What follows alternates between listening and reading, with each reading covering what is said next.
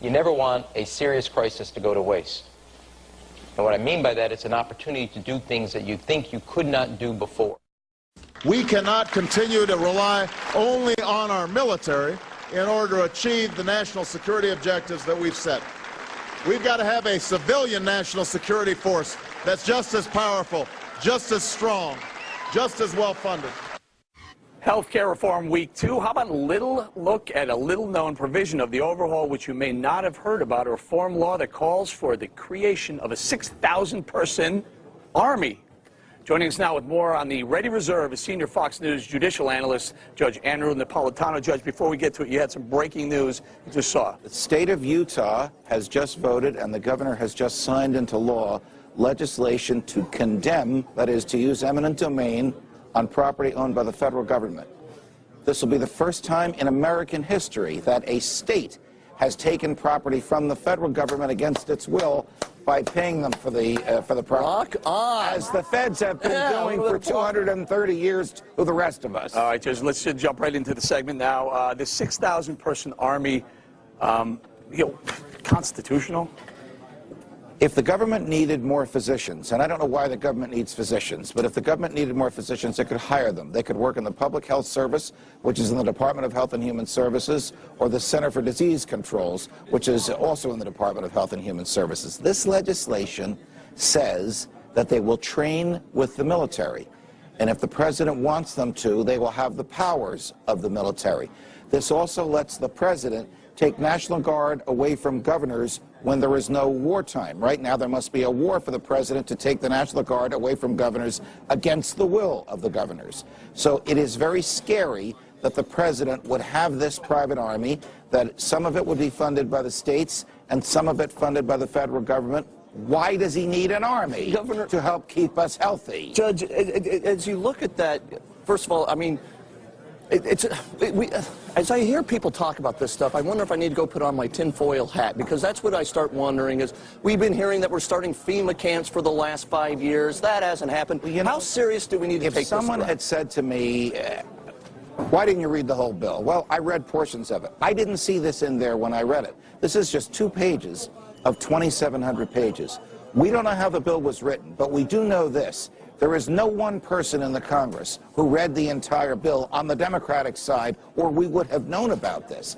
Even the Republicans who read the bill did not raise this issue. Question, what else is in there that wasn't debated and that we don't know about and that is now the law of the land? Did the president know this was in there when he signed it into law? Wait, and those are all great points, but these 6,000 people are being hired just to get the word out. They're not going to Afghanistan anytime soon.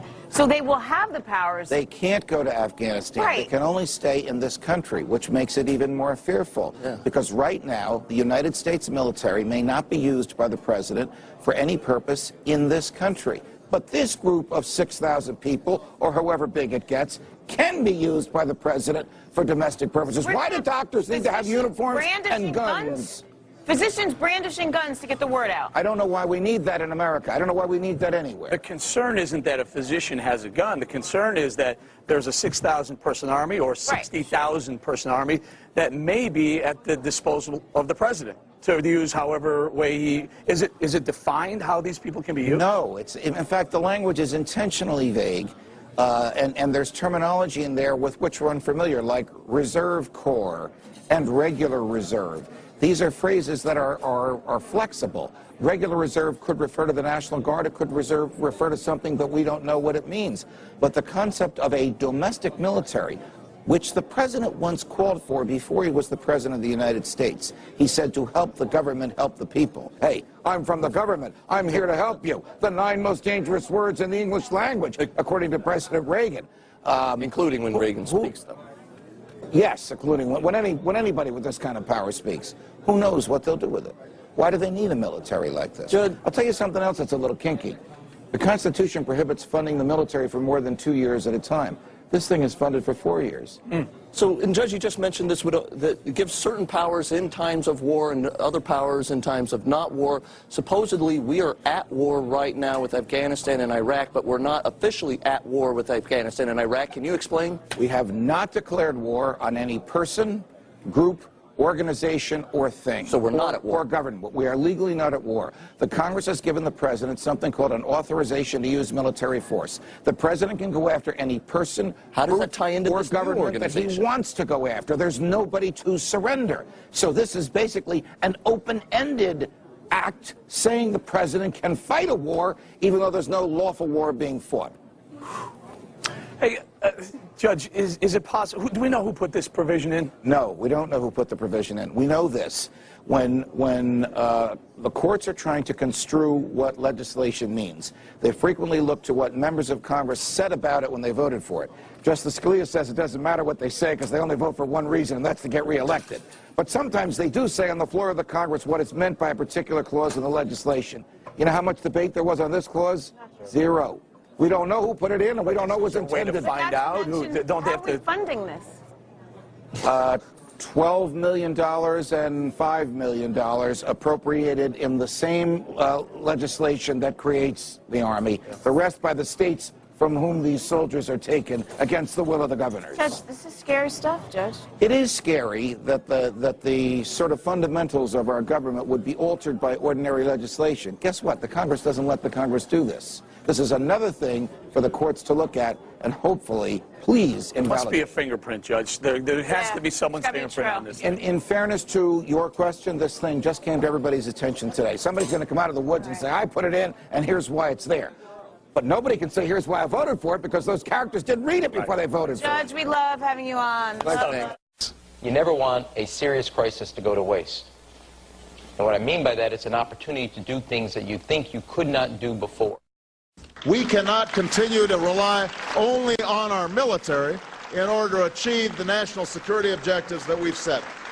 We've got to have a civilian national security force that's just as powerful, just as strong, just as well funded. The idea of universal citizen service. You have to participate. Well, you have to, in a sense, it's a required of everybody. Citizenship is not an entitlement program. It comes with responsibilities. I pledge to be a servant to our president. I pledge To be a servant to our president. To be a servant to our president. To be a servant to our president. Obama speaks on race America. Yes, we can. Embrace burdens of our past, never victims of our past. Yes, we can. Because of Obama, I'm inspired to be the next doctor. Obama's healthcare plan will include coverage of all essential medical services. Obama's We're gonna spread happiness. We're gonna spread freedom. Obama's gonna change it. Obama's gonna lead 'em. We're gonna change it and rearrange it. We're gonna change the world. Yes, we can. Yes, we can. Yes, we can. Yes, we can. Lift each other. Yes, we can. Lift each other. Yes, we can. Lift each other. Yes, we can. Johnson, retreat.